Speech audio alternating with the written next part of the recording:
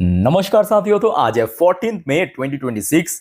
दोस्तों, बात करेंगे इस वीडियो में कुछ इंपॉर्टेंट शेयर्स के ऊपर, कुछ इंपॉर्टेंट अपडेट्स है, कुछ इंपॉर्टेंट न्यूज है। तो चलिए एक करके कवर करते हैं।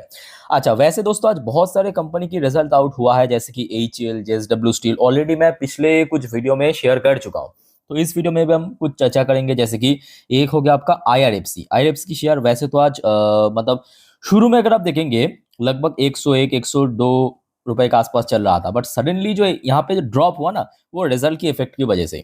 आइए अब देख लेते हैं कि कंपनी की रिजल्ट क्या सच में खराब हुआ कि मार्केट की रिएक्शन नेगेटिव में था। भले ही आज सपोर्ट लेवल मतलब 100 का लेवल ब्रेक नहीं किया, बट स्टिल शेयर नेगेटिव में क्लोजिंग दिया। अच्छा, सबसे पहले कंपनी की इनकम मार्च 2026 में कंपनी मतलब करेंट क्वार्टर में कंपनी की इनकम हुआ है 7,336 करोड़ रुपए, जो पिछले साल था मार्च 2025 में 6,723 करोड़ रुपए। तो मतलब सिंपल बात, कंपनी की ईयरली बेसिस पे इनकम एक डिसेंट रेट में ग्रोथ रखा है कंपनी। चलो अच्छी बात है। अब दिसंबर 2025 मतलब लास्ट क्वार्टर में कंपनी की इनकम था 6,661 करोड़ रुपए। तो मतलब चाहे क्वार्टरली बात करें चाहे ईयरली बात करें, कंपनी की इनकम में एक डिसेंट ग्रोथ देखने को मिला। बट साथ ही साथ दोस्तों, कंपनी की जो एक्सपेंस है यानी खर्चा, वो भी इस बार काफी बढ़ चुका है। और कितना बड़ा है पता है? कि इसकी जो ऑपरेटिंग प्रॉफिट मार्जिन जो पिछले साल था 25%, पिछले क्वार्टर में था 26%, इस बार श्रिंक होके 23% पे पहुंच चुका है, 23%। ओके।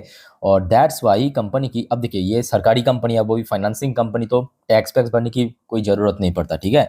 तो कंपनी की नेट प्रॉफिट 1,682 करोड़ से सिर्फ 2 करोड़ बढ़ के 1,684 करोड़ हुआ ईयरली बेसिस पे।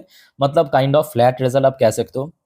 और क्वार्टरली बेसिस पे गिर गया, 1,802 करोड़ से गिर के 1,684 करोड़ पे पहुंच चुका है। और इसके पीछे मेन कारण है कंपनी की एक्सपेंस बढ़ जाना, खर्चा बढ़ जाना।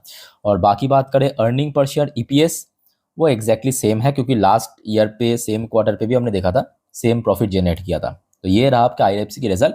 तो होपफुली आपको क्लियर हो चुका है कि क्यों शेयर रिजल्ट आउट होने के बाद तुरंत एकदम से नेगेटिव रिएक्शन देखने को मिला। अराउंड जहाँ पे 1.5-2% ऊपर चल रहा था, 2:15 पे जैसे रिजल्ट आउट हुआ एकदम से सीधा पटका और जस्ट 100 रुपए की बॉर्डर लाइन पे क्लोजिंग दिया।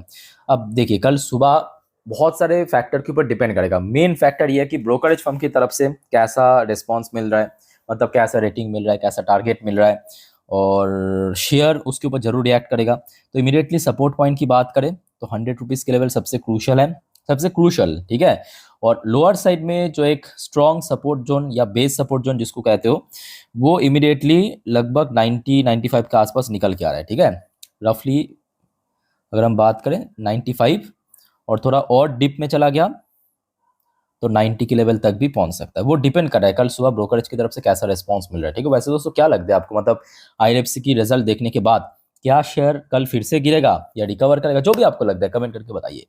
अच्छा, वैसे दोस्तों भले ही आज मार्केट रिकवर किया, मोस्टली सेक्टर रिकवर किया, बट आईटी सेक्टर की हाल बहुत बुरा हो चुका है, बहुत बुरा।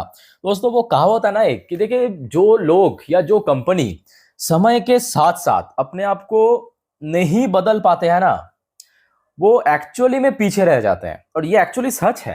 देखिए एक टाइम पे इतना शानदार रिटर्न देने वाली कंपनीज, चाहे एचसीएल टेक्नोलॉजी की बात करें, इन्फोसिस की बात करें, टीसीएस की बात करें, मतलब इसका हाल इतना बुरा कैसे हो गया, ठीक है। एक न्यूज है उस बारे में भी हम चलेंगे, बट सबसे पहले इस टॉपिक को चर्चा करना जरूरी है, क्योंकि जहां पे पूरे दुनिया भर की आईटी कंपनीज अगर आप देखेंगे, खुद एआई एआई जो है ना, आर्टिफिशियल इंटेलिजेंस, वो डेवलप कर रहा है। पर दूसरी तरफ भारत की जो ट्रेडिशनल आईटी कंपनीज या आईटी स्टॉक्स है, ये सब क्या कर रहा है, खुद डेवलप करने के जगह दूसरे या तो आईटी कंपनीज को पार्शियल कुछ स्टेक खरीद रहा है, या दूसरे जो दूसरे जो एआई कंपनी उसमें पार्शियल स्टेक खरीद रहा है, या तो दूसरे एआई कंपनी उसके साथ जॉइंट वेंचर फॉर्म करके काम कर रहा है। तो वो दोस्तों अलग बात है, बट खुद के पास होना वो अलग बात है। जैसे कि एक एग्जांपल मैं आपको दे रहा हूँ, ये आज सुबह की अपडेट है, दोस्तों आपको पता होगा रिसेंटली जो एआई समिट हुआ था भारत में, उसमें सबसे पहली बात हमने देखा भारत की सबसे पहला जो एआई कंपनी सर्वम एआई नाम का, ये आई थिंक कि सबको पता है, ठीक है। पता नहीं है तो जान लीजिए, भारत की सबसे पहला मतलब जो made in India AI company हुआ है सर्वम। तो अब सुनने को आ रहा है कि सर्वम एआई की जो लगभग $1.5 बिलियन की वैल्यूएशन पे सर्वम एआई लगभग वही मतलब जो सुनने को आ रहा है 10% के आसपास स्टेक बेचना चाहते हैं, जिसमें HCL टेक्नोलॉजी इसमें बीट किया है $300 मिलियन की। तो देखिए डिमांड तो है क्योंकि यहाँ पे AI है। प्रॉब्लम कहाँ पे है कि HCL टेक्नोलॉजी मान लीजिए कि इस बीट जीत लिया, HCL टेक्नोलॉजी सर्वम में 10% एक उठा लिया, बट क्या इसको ऑपरेट कर पाएगा? मैनेजमेंट के ऊपर कंट्रोल रहेगा? तो नहीं रहेगा। सिर्फ कुछ पार्शियल स्टेक खरीदने से कोई फायदा नहीं है जब तक आप ना खुद उसको डेवलप करें। आई होप कि आपको मेरा पॉइंट समझ आ रहा है। तो जिस वजह से ही आपने देखे इस साल 2026 में सबसे पहले इस यहाँ पे जो गिरावट हुआ था जनवरी पे, वो एंट्रोपिक की वजह से हुआ। रिसेंटली जो डाउनफॉल हुआ वो आपके ओपन एआई की वजह से हुआ। क्यों? और ये आगे भी होता जाएगा, क्योंकि आगे ये जो सब कंपनी है, चाहे मेटा की बात करें, ओपन एआई की बात करें, एंट्रोपिक की बात की, अलग अलग सॉफ्टवेयर, अलग अलग जो टूल्स इंट्रोड्यूस करेगा और भारत की आईटी कंपनी चोट पहुंचेगा। सेम चीज अगर आप देखेंगे, ये देखिए HCL टेक्नोलॉजी इस साल पे 2026 में 31% गिरा। आपकी इन्फोसिस की बात करें, ये इस साल पे 32% नीचे चल रहा है। आपके TCS टाटा ग्रुप की बड़ी कंपनी 30% नीचे चल रहा है। तो रीजन यही है, बहुत सिंपल, कि टाइम के साथ साथ आपको भी अपना जो मानसिकता है, आपका जो काम करने की तरीका है, उसको भी बदलने की आवश्यकता है, क्योंकि टाइम बदल रहा है, टेक्नोलॉजी बदल रहा है। बाकी दोस्तों इस बारे में आप क्या सोचते हो कमेंट करके बताइए। मतलब क्यों आईटी कंपनी इतना स्ट्रगल कर रहा है, प्लीज कमेंट करके बताना। ऐसा नहीं कि खराब कंपनी या छोटे कंपनी, सब बड़े कंपनी ह्यूज कैश में बैठा है, बट काम नहीं कर पा रहा है ढंग से, उसको यूटिलाइज नहीं कर पा रहा है, प्रॉब्लम ये है। अच्छा नेक्स्ट दोस्तों, लास्ट डे तो हमने देखा था टाटा मोटर कमर्शियल व्हीकल्स की रिजल्ट। अभी हम बात करेंगे पैसेंजर व्हीकल्स की रिजल्ट जो आज आउट हुआ है, और रिजल्ट दोस्तों उतना बढ़िया नहीं रहा। और मैं कहूँगा यही वजह है कि मेनली टाटा ग्रुप ने टाटा मोटर्स की जो कमर्शियल और पैसेंजर को मतलब डिवाइड कर दिया, डिमर्जर कर दिया। क्योंकि देखिए टाटा मोटर की जो पैसेंजर व्हीकल्स की मेन दिक्कत क्या पता है? मेन दिक्कत है JLR, जो कि कबाब की हड्डी है, कबाब में हड्डी कहते हैं ना, वही है। अदरवाइज भारत में बहुत अच्छा काम करता है टाटा मोटर पैसेंजर, याद रखना, बट यही JLR की वजह से फंस रहा है। जैसे कि देखिए आज इनकम तो हुआ है 1,05,447 करोड़, बहुत अच्छे इनकम जनरेट किया, जो कि ईयरली बेस पे भी अच्छा ग्रोथ रखा, 98,377 करोड़ से 1,05,000 करोड़ क्रॉस कर दिया। Even quarter on quarter base पे भी अच्छा खासा ग्रोथ रखा। बट मेन फैक्टर ये नहीं है, मेन फैक्टर ये है कि कंपनी की एक्सपेंसेस, जो खर्चा है वो उससे ज्यादा बढ़ गया। इस वजह से क्या हुआ, इसकी जो ऑपरेटिंग प्रॉफिट वही पीट गया। लास्ट ईयर 14,000 के ऊपर था, इस बार 11,000 के ऊपर हुआ। और मार्जिन की बात करें, उसका तो कोई इज्जत ही नहीं है। लास्ट ईयर में मार्जिन था 15%, इस बार रह गया 11% पे। रीजन दोस्तों वही है, simple reason, Jaguar and Land Rover पे जो आपके क्या कहते हैं उसको, सिक्योरिटी फ्रॉड हुआ था ना, याद है आपको, है ना? तो उसी वजह से हुआ। प्रॉफिट की बात करें, वो पिछले साल था 8,556 करोड़, और इस बार आ चुका है आपके 5,878 करोड़ के। आप पूछेंगे सर क्वार्टरली बेस पे इंप्रूव तो किया है, तो इंप्रूव ये मेन फैक्ट नहीं है, क्योंकि देखिए ये ऑटो कंपनी की Q3 Q4 ये डिफरेंट होता है। क्योंकि Q3 में आप समझ पा रहे हो वहाँ पे सिर्फ फेस्टिवल सीजन होता है, Q4 में सब स्टॉक क्लियरेंस सेल चलता है, ठीक है, तो थोड़ा डिफरेंट होता है। बट ईयरली बेस पे यहाँ पे हमेशा मैटर करता है, ठीक है। सो लेट्स सी कल क्या होता है। अच्छा एक और फैक्टर की कंपनी यहाँ पे ₹3 प्रति शेयर की डिविडेंड भी डिक्लेयर किया, ये भी आप जान लीजिए। कंपनी अपने शेयर होल्डर के लिए देखिए यहाँ पे मैं कहूँगा ₹3 डिविडेंड बड़ी बात नहीं है। बड़ी बात यह है कि कंपनी काम क्या करे। अब यही फैक्टर है, अगर आप देखेंगे टाटा मोटर पैसेंजर की शेयर जब डीमर्जर होने के बाद शेयर अगर आप देखेंगे बहुत ज्यादा इसमें ग्रोथ नहीं हुआ, जबकि इसका जो कमर्शियल पार्ट है ये बैक टू बैक इंक्रीज हो रहा है। किधर गया आपका लास्ट डे, आपको मैं दिखा था। अभी देखिए कमर्शियल व्हीकल्स की जो प्राइस है वो लगातार बढ़ता जा रहा है, यही मेन रीजन है, ठीक है। अच्छा फिर आ जाइए दोस्तों, अब एक और बड़ी बात, अदानी ग्रुप को आप हल्के में मत लेना। देखिए यहाँ पे दो फैक्टर है अदानी ग्रुप को, मैं क्यों कह रहा हूँ कि हल्के में मत लेना, क्योंकि देखिए एक तो सबसे बड़ी फैक्टर है कि पिछले 2-3 सालों से अदानी ग्रुप की जो स्टॉक्स है वो काफी कंसोलिडेट करेक्शन की फेज से गुजर चुके हैं। दूसरा फैक्टर यह है कि देखिए यहाँ पे एक पॉलिटिकल व्यू है, याद रखना। रिसेंटली हमने देखा जो हमारे सेंट्रल गवर्नमेंट वेस्ट बंगाल की चुनाव जीतने के बाद, मतलब बीजेपी की सरकार बनने के बाद, तो कहीं ना कहीं देखा जाए जो ओवरऑल बीजेपी की भारत में शेयर है, वोट शेयर, वो लगातार इंक्रीज हो रहा है। अब देखिए आप, मैं यहाँ पे देखिए पॉलिटिकल व्यू से बात नहीं कर रहा हूँ, मैं एक इन्वेस्टर्स के व्यू से बात कर रहा हूँ। ये कहीं ना कहीं अदानी ग्रुप के लिए काफ़ी बेनिफिशियल है, ठीक है। आप पूछेंगे सर आप क्या इनडायरेक्टली ये कह रहे हो कि बीजेपी सरकार अदानी को बेनिफिट देता है? तो देखिए यहाँ पे बेनिफिट की बात नहीं है, बात यह है कि जो सेंट्रल गवर्नमेंट की पॉलिसीज है उसके हिसाब से अदानी ग्रुप जो है काम कर लेते हैं, ठीक है। तो जिस वजह से इन कंपनीज को, मतलब इस ग्रुप को फायदा मिलता है। सिर्फ यहाँ पे अदानी नहीं, और भी कुछ ग्रुप है, महिंद्रा वगैरह, इनको भी बहुत बेनिफिट मिलेगा। आप देख लीजिए लगातार शेयर बढ़ रहा है, ठीक है, और भी बहुत सारे ग्रुप्स है। सो अदानी ग्रुप को जिस वजह से हल्के मत लेना। और दूसरी बात यह है कि खास करके पावर सेक्टर में जो दो कंपनियां, अदानी पावर या अदानी ग्रीन की बात करें स्पेसिफिकली, आपकी गर्मी ज़्यादा इस बार पड़ रहा है, तो ऑब्वियसली डिमांड है, ऊपर से फॉसिल फ्यूल की भाव इतना बढ़ गया, तो जिस वजह से जो रिन्यूएबल सेक्टर उसमें लगातार डिमांड बढ़ता जा रहा है। और ये मेन फैक्टर है कि अदानी ग्रीन की शेयर अगर आप देखेंगे 30 मार्च से लेके अभी तक लगभग 1.5 महीने पे, कितना 1.5 महीने 45 डेज में शेयर 75% मूव कर चुका है। 70, अब ऐसा भी नहीं कि कंपनी की परफॉर्मेंस बहुत बढ़िया हुआ, ऐसा भी नहीं है, ठीक है, ठीक ठाक परफॉर्मेंस दिया है कंपनी, ठीक ठाक मतलब ठीक है, ठीक ठाक परफॉर्मेंस दिया है, ऐसा नहीं कि एकदम से मल्टीफोल्ड वगैरह कुछ हो गया, बट इसके पीछे रीजन यही है। ठीक है, आज उसके बाद दोस्तों आइए आईपीओस के जीएमपी के पर चर्चा करेंगे।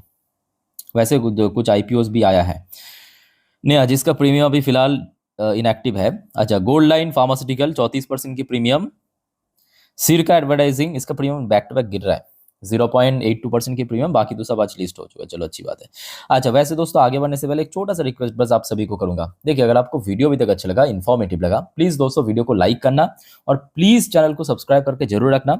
ऐसे इन्फॉर्मेटिव वीडियो हमेशा हर रोज पाने के लिए। क्या है कि देखिए बाद में लोग भूल जाते हैं, जिस वजह से मैं बीच में याद दिलाते रहता हूँ। और रात की जो 10:30 की वीडियो आएगा उसको मिस मत करना, जिस पर हम नेक्स्ट डे मार्केट प्रिडिक्शन, पूरे दिन मार्केट की अपडेट, सब कुछ डिटेलिंग में चर्चा करेंगे। ओके, आज अब आ जाइए आपके जीएमडीसी की अभी रिजल्ट आउट हुआ 7 बजे के आसपास। रिजल्ट दोस्तों कैसा हुआ है चलिए देख लेते हैं। वैसे कंपनी डिविडेंड भी दिया है। अच्छा, ये रहा आपके जीएमडीसी की कंसोलिडेट फाइनेंशियल रिजल्ट, सारे नंबर इन करोड़ पे है, कोई प्रॉब्लम नहीं। अच्छा, कंपनी की इनकम से शुरुआत करते हैं। कंपनी की इस क्वार्टर में इनकम आया 968 करोड़ रुपए, ठीक है, जो लास्ट ईयर में था 904 करोड़ रुपए, लास्ट क्वार्टर में था 662 करोड़ रुपए। तो ईयरली मतलब ईयरली बेस पे ठीक है, एक फेयरली ग्रोथ रख दिया है, और क्वार्टरली बेस पे भी एक अच्छा ग्रोथ रखा है, डिसेंट ग्रोथ रखा है। बट प्रॉब्लम यहाँ पे नहीं है, प्रॉब्लम यहाँ पे है कि इस बार कंपनी की खर्चा बहुत ज़्यादा हो गया, 763 करोड़, लास्ट ईयर में खर्चा हुआ था 619 करोड़, लास्ट क्वार्टर में खर्चा हुआ था 501 करोड़। और दैट्स वाई कंपनी की सब टैक्स वगैरह एडजस्ट करने के बाद जो प्रॉफिट फॉर द पीरियड की फिगर आया है वो एक्चुअली एक्चुअली मतलब शॉकिंगली आप कह सकते हो, जो पिछले साल की फिगर था 226 करोड़ रुपए, वो गिर के 194 करोड़ पे आ चुका है। बट हाँ, क्वार्टरली बेस पे इंक्रीज किया है, क्वार्टरली इंक्रीज किया, बट ईयरली बेस पे डिक्रीज हुआ।